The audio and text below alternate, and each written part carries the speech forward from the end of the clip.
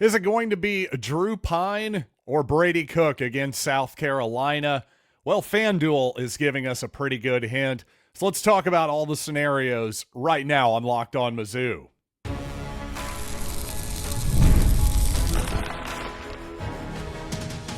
You are Locked On Mizzou, your daily podcast on the Missouri Tigers. Part of the Locked On Podcast Network, your team every day. Hey, all you true sons and daughters, I'm John Miller, your Mizzou mafioso and the central scrutinizer of Missouri Tigers football and basketball. And on today's episode, I do want to remind you, you can start the season with a big return on FanDuel. New customers can place a $5 bet, and you'll get started with $150 in bonus bets if you win your first $5 bet. Visit FanDuel.com to get started. And is Eli Drinkwitz correct? Is Missouri still alive for the college football playoff? And that wild scoop and score ending got me thinking, what plays have gotten the loudest reactions at Faurot Field, at least in my time as a fan over the years? But I do want to start off with the quarterback situation here for Missouri. Of course, Brady Cook did not dress last week against Oklahoma. Drew Pyne and the Missouri offense got off, well, to a pretty wretched start, only to turn it around impressively in the second half. Missouri found some success on the ground with Drew Pyne. Number one, a well-timed quarterback draw, a well-timed scramble on third down, and, well, some excellent down the sidelines passing in a couple of incredibly key moments. One to Luther Burden III, one to Theo Weiss for the touchdown. I'd say that Missouri should be a little bit better with Drew Pyne this week, at least a little bit better prepared offensively. So it's really interesting because without quarterback injuries factored in for this week, South Carolina is projected over at ESPN.com, their S&P Plus projections. South Carolina projected to win by just 2 points, 26-24 over Missouri. And it definitely likes the Tigers a heck of a lot more than the polls. S&P Plus projections still have the Tigers rated as the 17th best team in the country, while the AP poll, for example, has the Tigers at 24th. So I'm very curious here. Now the line over at FanDuel Sportsbook, 13.5 points. Again, that's an 11.5 point difference between the projections and the betting line right now. So number one, that tells us that FanDuel thinks it's incredibly unlikely that Brady Cook is going to play this weekend. In fact, I'd give it basically a less than 1% chance of happening. So we can basically scratch Brady Cook off this weekend. I just don't see FanDuel giving us an 11.5 point difference there based on the projections and the line, if there was even a small chance that Cook were going to play. But regardless, I have to say I think this is a bit of an overreaction from FanDuel for it to be 13.5 points, the spread, South Carolina favored over Missouri. Don't get me wrong, these teams are clearly trending in different directions. The Tigers started off, well, projected to be a top 10 team, so even though 17th is better than 24th, well, 17th is still trending in the wrong direction for Missouri. The Tigers have not performed up to those lofty projections from the preseason, whereas South Carolina is now right, basically even with Missouri, 16th in the projections. They started off in the 30s. And after handling Texas A&M rather impressively a couple weeks ago, after handling Vanderbilt, a very improved Vanderbilt team down in Nashville, 28-7 this past week. Well, that South Carolina pass rush in particular seems rather formidable, and the offense seems to be getting better here in the last few weeks. So I understand why FanDuel would project this, would set the point spread significantly higher than what the projections say. I totally get it based on the trends and also based on, well, obviously, FanDuel is going to factor in the injuries more than the actual on-paper statistical spreadsheet. So I get it, but at the same time, like I said before, Missouri seemed to have found at least a workable formula offensively. I don't think they're going to suddenly be an elite offense this week with Drew Pyne behind center or anything like that. But I do think that they'll at least be competent. I think they'll be better than inept, which is what they looked in the first half against Oklahoma.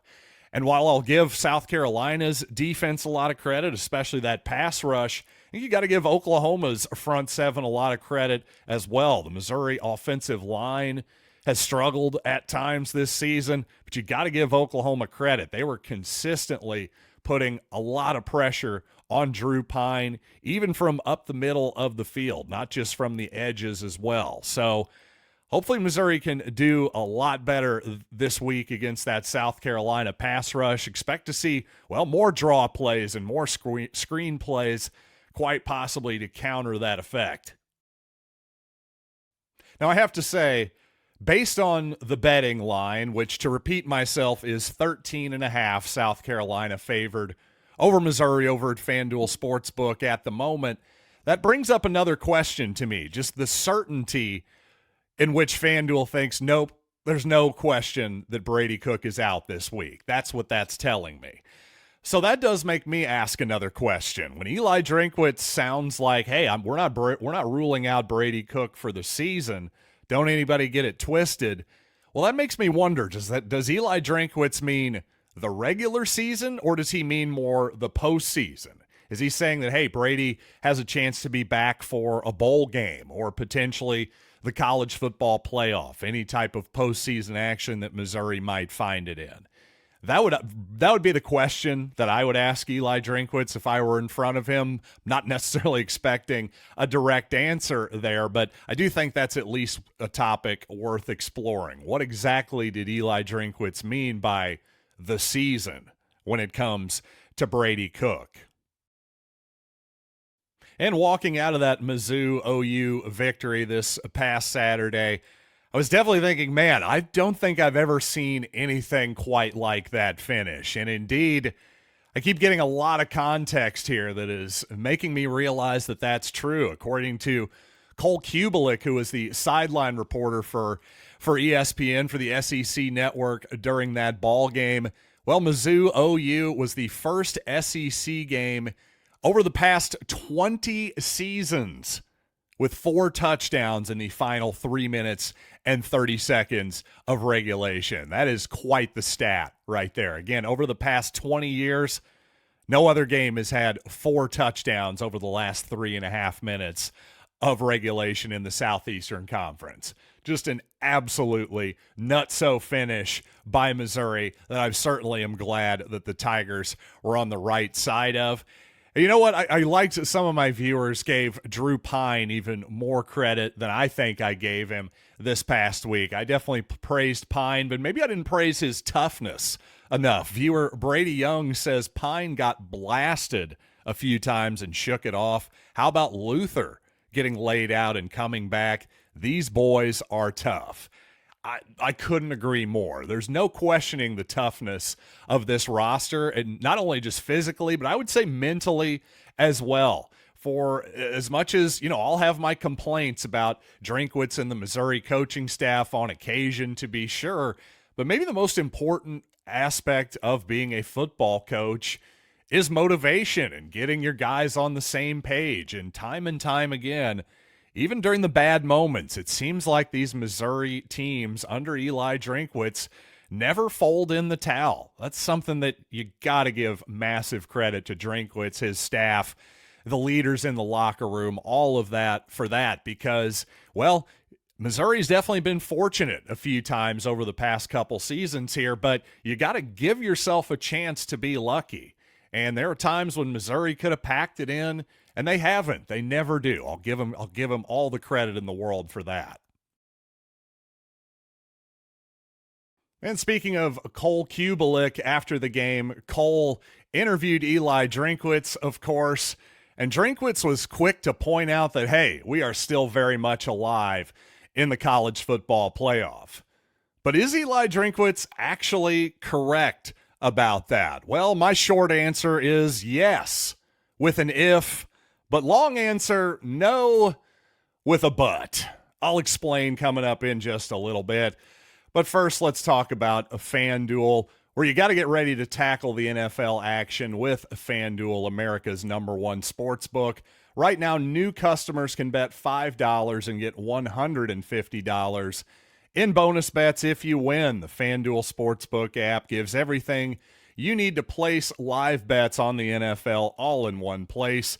So when you get a hunch during a game, you can check out the latest stats, view live play-by-play, and so much more on the same page where you place your bets. Just visit FanDuel.com to join today, and you'll get started again with $150 in bonus bets if you win your first $5 bet. That's FanDuel.com. Never waste a hunch and make every moment more with FanDuel, an official sportsbook partner of the NFL.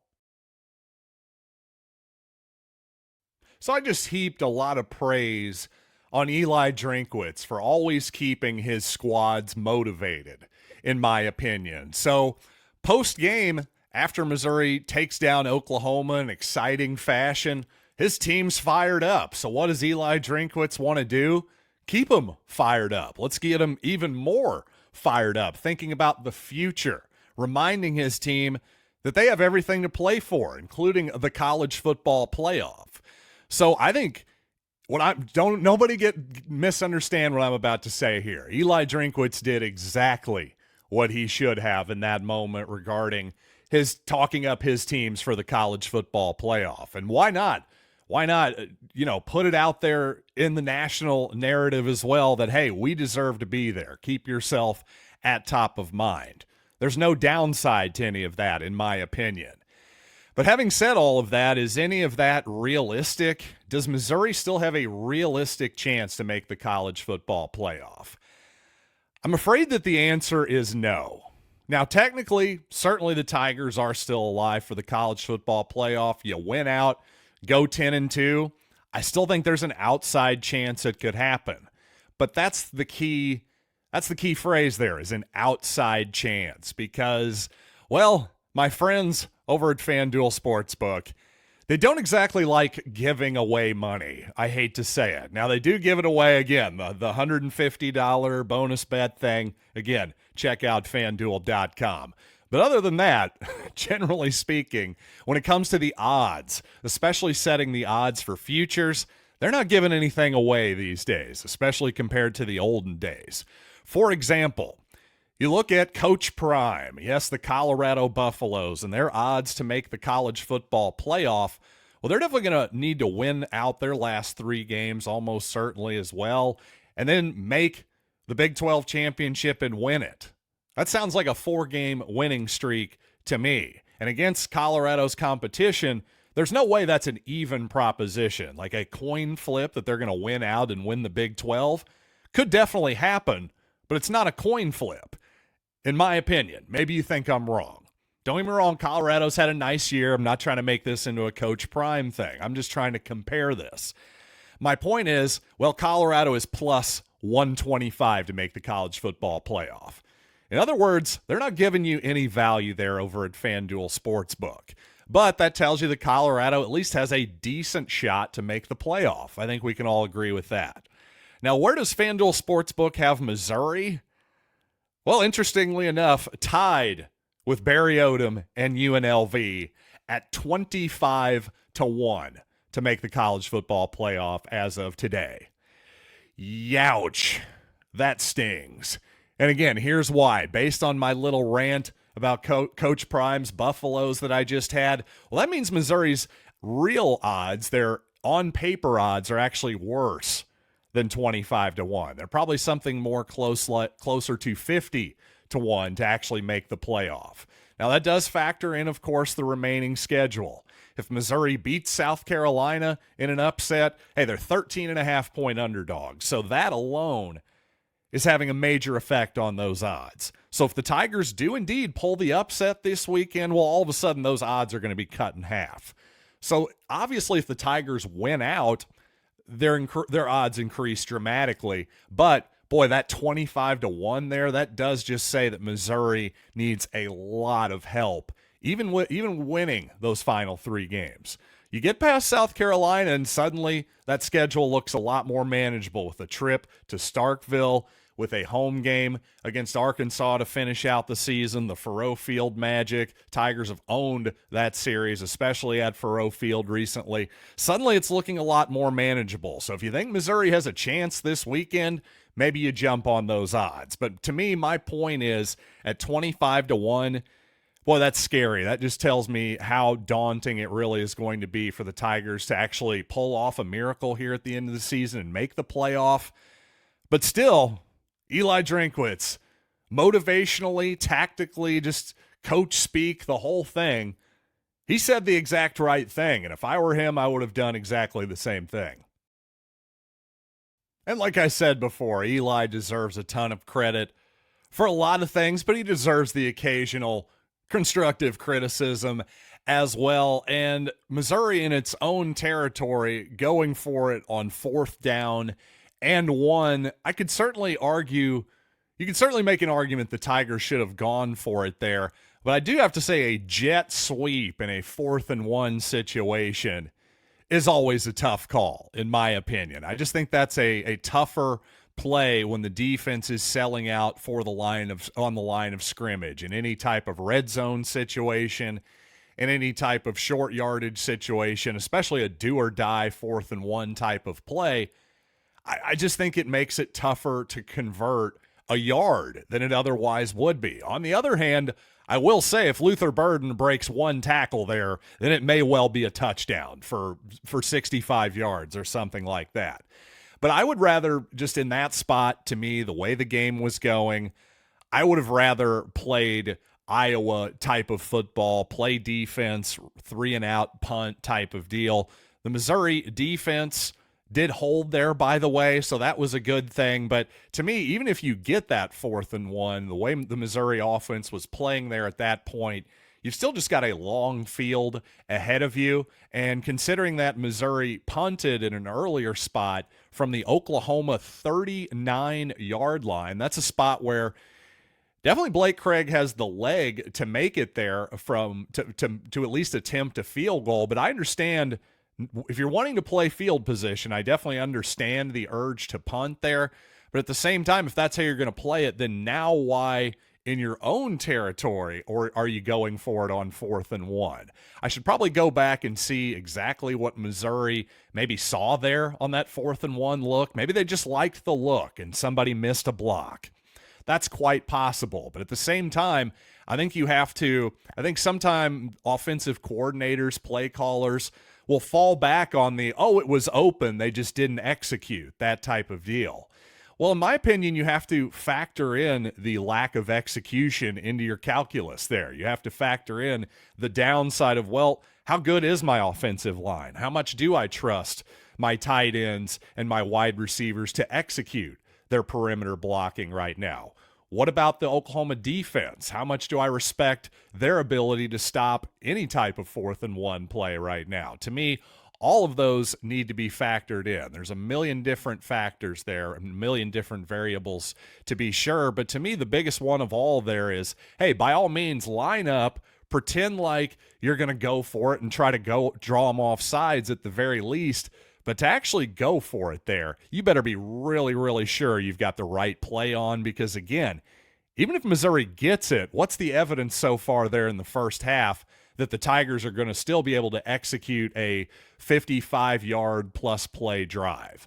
That's another part of the calculus that just didn't make a lot of sense there to me. And I had some listeners and viewers tell me, including some people live and in person, been coming up to me lately and saying, John, I think that was the loudest moment I've ever heard at Faurot Field. Well, I'd say it was up there, no question about that. And you know what? I'd love to hear some of your feedback on this. This is not a definitive list by any stretch of the imagination, but I've got some definite moments up there that I think were every bit as loud during my time as a fan, if not louder. So we're going to talk about that here in just a minute. But first, let's talk some game time. And I know this is more of a college basketball audience, but if you've never been to an NBA game live, I really could not recommend it more. Even if you're not an NBA fan, generally speaking, Those games are so much fun to see in person. Get there early, watch them warm up. It's astonishing. Even the big guys, it seems like they never miss from 25 feet. The skill level is so much fun to watch, and you're always going to get the best prices on all your NBA tickets, your concerts, and of course Mizzou basketball and football as well over at Gametime. Sort through the best picks by clicking on Gametime Picks. Curation makes it even easier to save on sports, concerts, comedy, theater, and so much more. So take the guesswork out of buying tickets with Gametime. Download the Gametime app, create an account, and use code LOCKEDONCollege for $20 off your first purchase. Terms apply. Again, create an account and redeem code LOCKEDONCOLLEGE for $20 off. Download Gametime today. What time is it? Gametime. And when it comes to, well, I think there's some magic, as Theo Weiss said at Faurot Field. He's a big believer in the magic at Faurot Field, his 2 seasons at Missouri anyway. Well, you can totally see why from his perspective, because I think the Tigers at Faurot in a competitive, close game the past 2 seasons. Think about really just the last 2 weeks. Think about Boston College. Think about Vanderbilt. Think about last season, Florida, Kansas State.